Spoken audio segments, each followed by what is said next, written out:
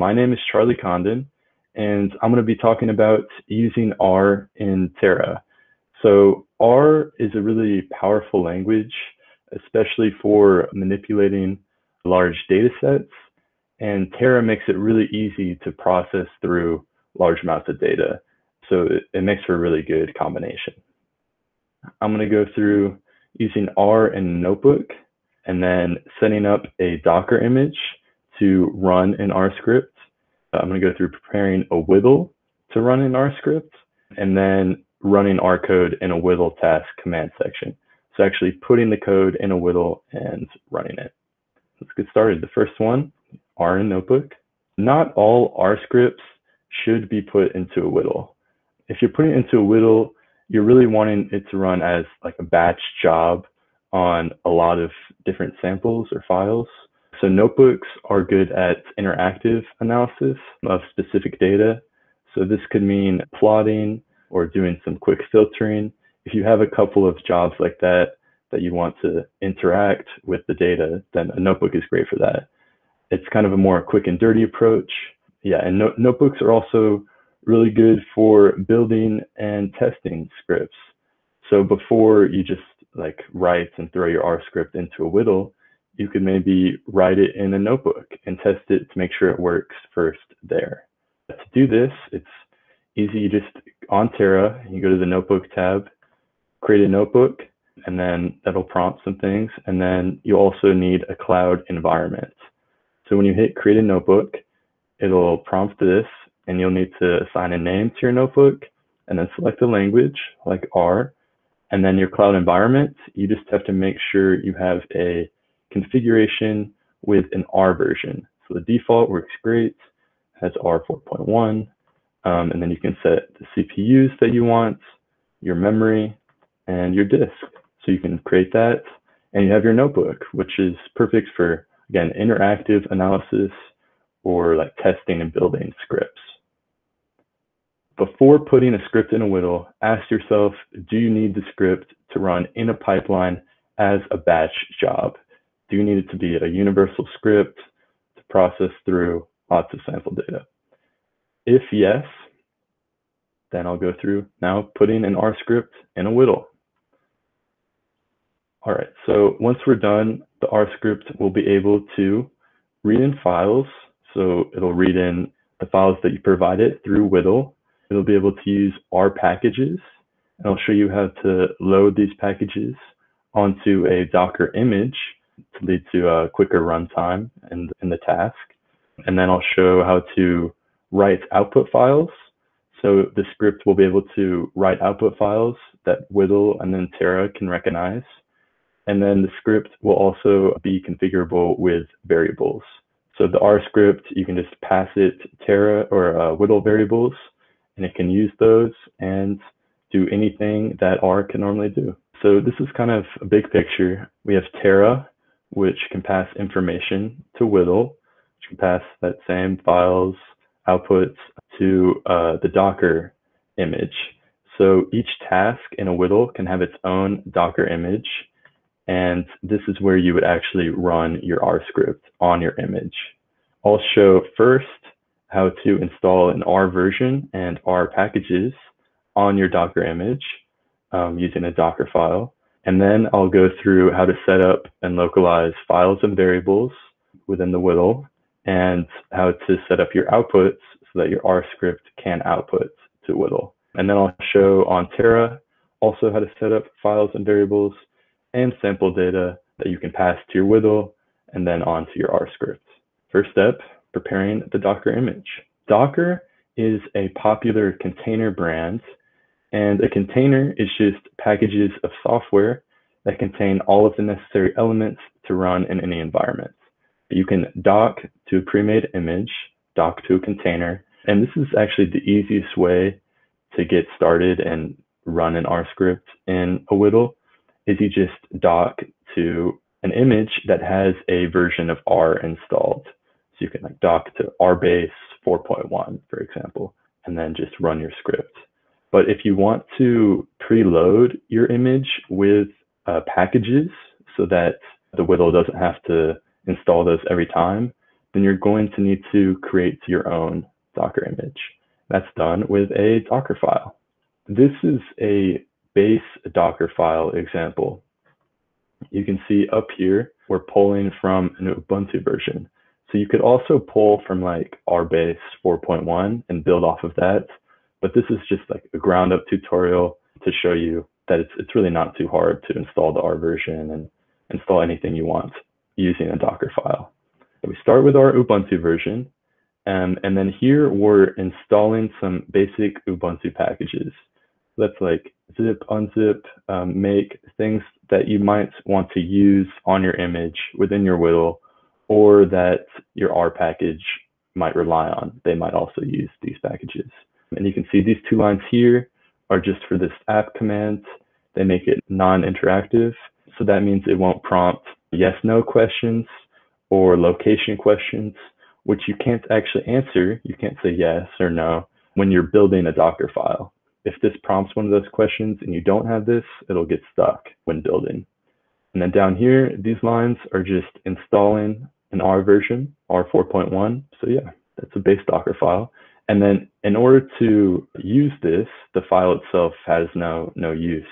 You'll need some commands.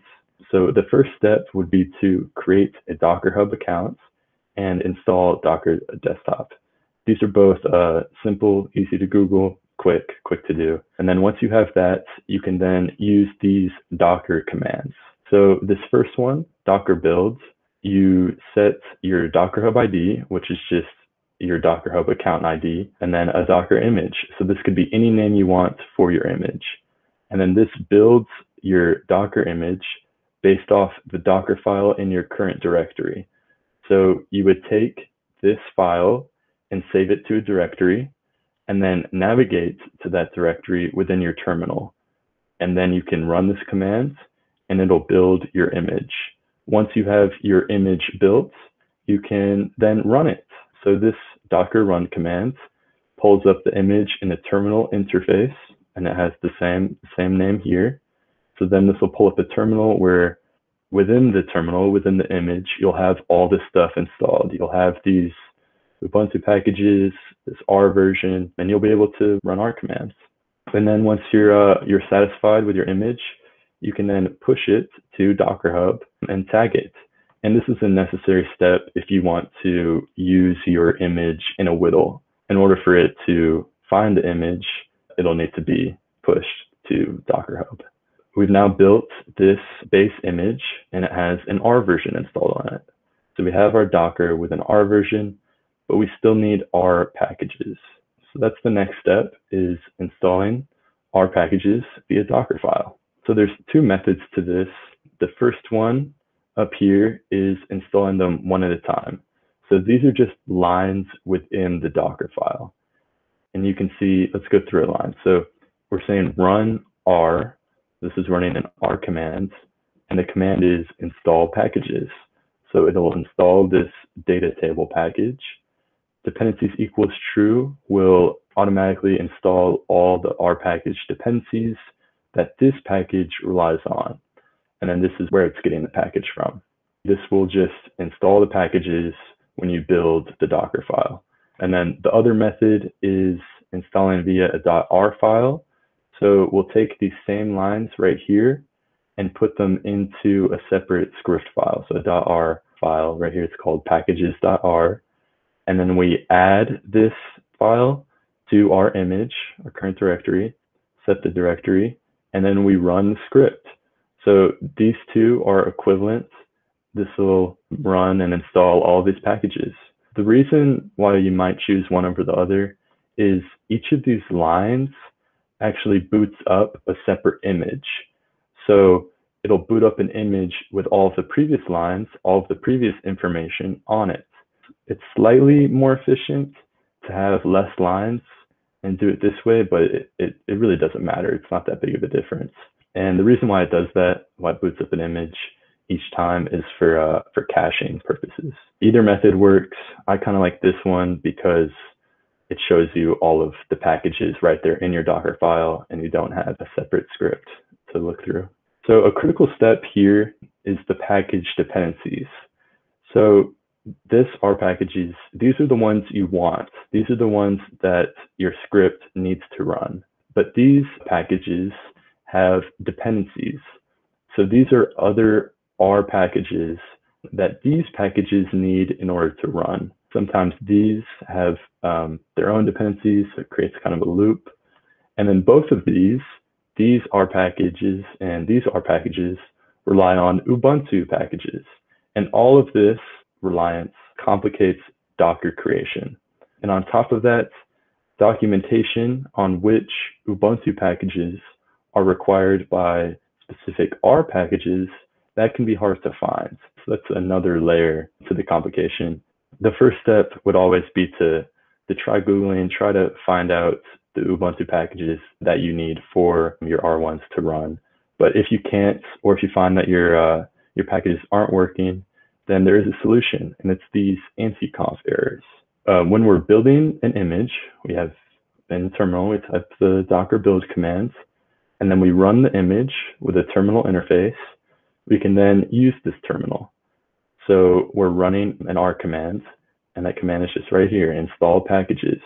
So this is just that same line that we had in our Docker file before. Instead of putting it in the Docker file, we're going to run it here. So we built our base image, and then we're testing this package, we're installing it. And the reason for that is when you do it this way within the terminal, it's very verbose in terms of the errors, the warnings, all the information that it shows. So what you're looking for is these anti-conf errors. And these are really nice because it lays it all out for you. This configuration failed because libcurl was not found.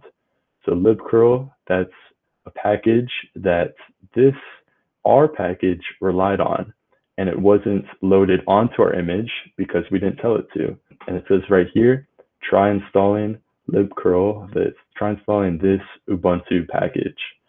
So to do that, we take that Ubuntu package and we add it to our list of packages right here. So within this apt-get command, we just add a new line and we add in this package that it tells us to. You can just repeat this process, running a terminal interface for any package that you want, looking for these errors, and most of them should be laid out just like this for you. And you'll just add all of those onto your list until you have a completed Docker file. So this has the Ubuntu version, and then the Ubuntu packages, including right here, these new ones that our R packages relied on. And then we have an R version, and then we're installing the packages down here. So this is a complete Docker file that has our R version and our R packages installed on it. So we can build and push this image and then use it and call it in a WDL. So the next step would be the WDL. We need to prepare the WDL. So I'm going to go through a brief overview of the structure of a WDL script. So the workflow section, this defines the overall workflow, like an outline. It has inputs, and these inputs defined here are normally used in multiple tasks. So they're kind of like global variables.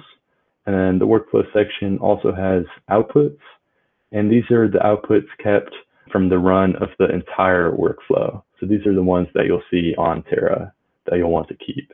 And then it also has the call section, and this defines which task the workflow will run, and it's within the workflow block, and you can specify parameters here. The input of one task can be the output of another. The next section is the task section.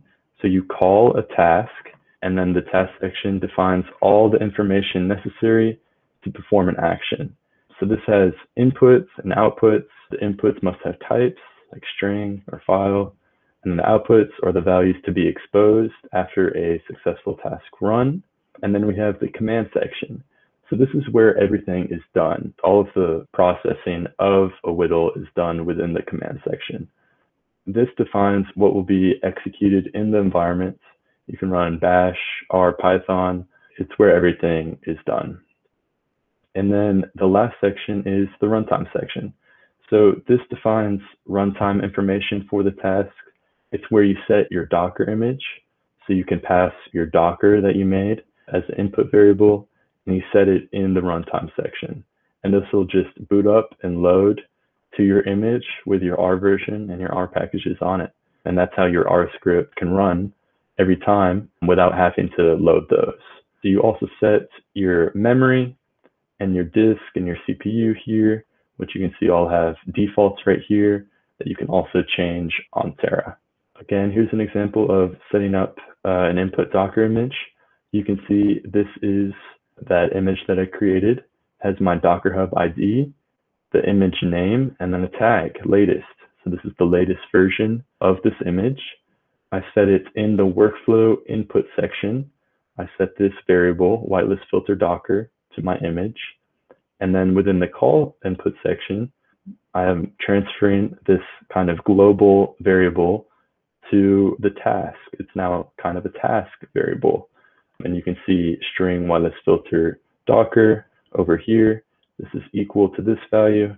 And then I will set in my runtime section, Docker equal to this. So that's how it boots up and loads onto the image that I created. And yeah, you can pass variables, any data you want, just through this input chain. And that's how you localize and get all the data into the command section, is you have to pass it all through all these different input sections. So once all the inputs are localized, they can now be manipulated.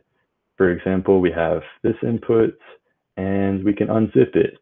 We can then move the contents of it. We can copy this other input. You can do anything you want with the inputs after they've been localized. And then the next step is to set up outputs. So this is kind of a specific example. The output files from the R script must be in the correct directory for WDL to find them. When you unzip a file here, if it was a zipped folder with the files in the folder, then it'll create a directory, like whitelist filter files, with the files in them.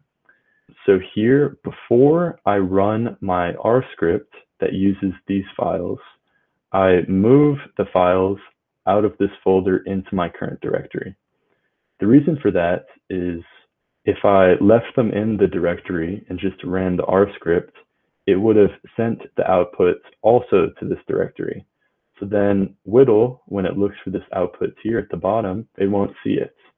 So you could move the files out of this directory beforehand or move the output files after you run the script. All of this is to remind you that you have to know where your outputs are going. Where is the output for my script going to end up? You have to know that to ensure that WDL and then Terra will be able to find and save that output. So now we have our WDL set up. We can input files and variables into our script. In our script, we know where our outputs are going, and the WDL can recognize those. So the next step is Terra. On Terra, we can select our sample data and set inputs. So for sample data, there's two methods here. You can run workflow with inputs defined by file paths or by data table. So the data table is the recommended method because it's easier to scale and to run WDLs on lots of data at once. It allows you to run a lot of the same WDL in parallel, which is really nice, quick. So that's the preferred method generally. And then you would select the data, select which files you want to run on. And then down here in this attribute section, we can set our input variable, which is a file, to a filtered VCF, for example. So if your sample data was in VCF form, this would run a different WDL on each row, each entry that you had selected within this table. So you can do the same thing for variables like sample IDs. And then these two files are files that the tasks need to run. So these are set within the data section, which is also where the sample data is stored. And then these are just in the workspace data section, which is also recommended because they can be used in different workflows and it's easier than like typing a path every time and remembering the path. These just represent paths to files. Once you have all of your inputs set, all of your sample data set, then you can save, run analysis, and this will pass all of this information to the WDL runs and run them in parallel. So now we have our Terra set up with the files, variables, and sample data that we need. We have our WDL set up with the files and variables that we need, and our script is able to pass outputs to WDL. These are all localized and we know where they are. We have our Docker image set up with the R version that we need and the R packages that our R script needs in order to run. And the last step is to actually put the R script itself in the WDL. So there's two approaches to this. The first approach is putting the R code directly in WDL. So in this example, we localize the input files, move file here, and then we just run this R script. So this is called the Heredoc method. Heredoc is just when you have source code like this that's treated as a separate file. So all this code is treated as a separate R script file. That's what these R script in all caps symbolize. And then in this, you can do anything that you can do in R. This is R code. And you can pass arguments, like this phenotype names, which is just like an array of file paths. And then we set args to command args trillion equals true. So this is a function that gathers this information that we passed it. And trillion only true means get everything after dash dash args here. So then we have this variable set. And in this example, we loop through it and read in all of these files. After you've localized all the inputs and set up your image, you can just run the R code like this. You can install packages, which would be if you didn't make your Docker file, you would have to install packages as you go. So when you should use the Heredoc approach, this method of running R in a WDL task should only be used for short scripts written specifically for WDL use. It's kind of nice because it allows you to see all of the code right there in the WDL, which can be a good thing. But if you have a long script, it can also flood your command section with a lot of code and make the otherwise very readable and nice WDL structure less readable. And you would maybe use this when you don't want to make a Docker file. So this might be an implication of like writing a short script. You might not want to go through the effort of creating a whole Docker file just to run a short script. But you also, for the next approach, you also don't have to make a Docker file. If you don't want to make a Docker file, you'll have to install the packages every time like this, which will increase the runtime and cost more. But again, for short scripts, it's kind of negligible. It doesn't take too long if you just have a couple packages. Why you shouldn't use this approach, the main reason is syntax limitations. Other languages like R can be run in command section, but it's still WDL. So sometimes what this means is sometimes correct R syntax isn't recognized. So I've run into WDL R in a WDL command section, not recognizing commonly used operators. So it's like the $, and or back quotes, all the % operators. In some cases, these operators are recognized, but there doesn't really seem to be a pattern to when it does or doesn't, which is not great for coding. Code relies a lot on consistency, and this is not good for that. The other reason of why you shouldn't use this approach, the WDL command section has very specific white space requirements. So if you wrote your script somewhere else and then are copying it into the WDL command section, it might get mad at you, might throw errors if you have a mix of tabs and spaces for the leading white space. So even if they looked lined up correctly, the lines, if one has been tabbed over and one has been spaced over, it'll throw an error and won't let you run. And then the other reason is it's less readable. So like I said before, a long script, a few hundred lines just of R code thrown into your command section might make your WDL less readable. But the good news is all of this is solved in our next approach, which is just running an R script file. So this method involves placing R code in a .r file, and then you have to make sure this file is localized and can be run from the current directory, just as you would for an input file. So yeah, you localize your .r file. Here's an example of that process. So we have this R script variable for the plots task, and this is just a file. Here it's set to a file path. Sage.r is the actual base name of the R file. And then here in our WDL, we input this file, which is set on Terra. And then in our command section, we can just run this file. So we're running an R command, and then we call the R script, and then we can pass arguments to this R script, this R code. So the R code over here might look like args, set to command args, string equals true. This will set args equal to merged sage file, which is just another input to this task. So R script, the input files, they're all localized the same way. And if you've localized everything, it's all in your current directory, then you can just run the R script. After all those previous steps, you just simply run it. And then you can read in these arguments, and then you can output. So maybe this script outputted some plots, some PNG, some text files, and it wrote those to the current directory. You can then go to WDL and gather these outputs. And then you can see these and view them on Terra, download them, do whatever you want. So it's just running normal R code in a WDL. So another example of that, here we're passing arguments. So this is using R script instead of R. I think R script is slightly better practice. It's the newer version of like running R commands, I think. And it makes it so you don't have to have the --args. You just put the argument right after the R script. So yeah, this is our script. It's an input, and then we pass it this value for sum. And then this is R code down here, and you can see args, command args, the same thing every time, just setting args to our arguments. And then this is now an R variable, value for sum. And you have to make sure if you're passing integers or floats that you set them back to integers, because when you pass an argument like this, I think it makes everything into a string. So you have to make sure you change that back if you're wanting to keep it as an integer. So yeah, then you can manipulate these variables.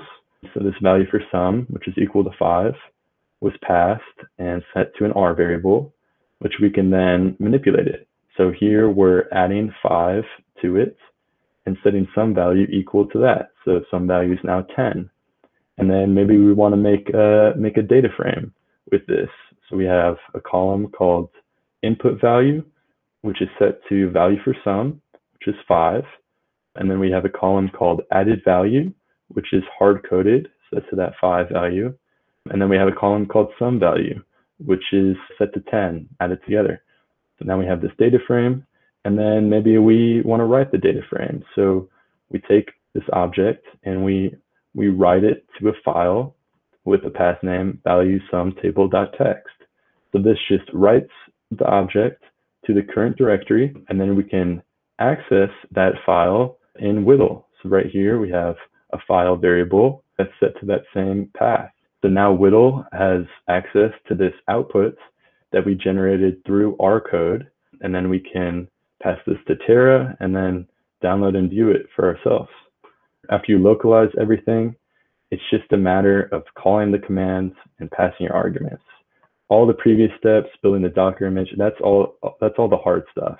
Once you get to this stage where you have the script you want to run and your WDL all set up, then you can just run the script. Running R script file conclusion. If you have written an R script to be run in a WDL, have localized the needed inputs, including the .r file, if you know where your outputs are going, and if you have built a Docker image with your needed R packages, then you can just run the R script in a WDL on whatever data, all in a parallel batch job. So these are all the hard steps, and then you just run the script.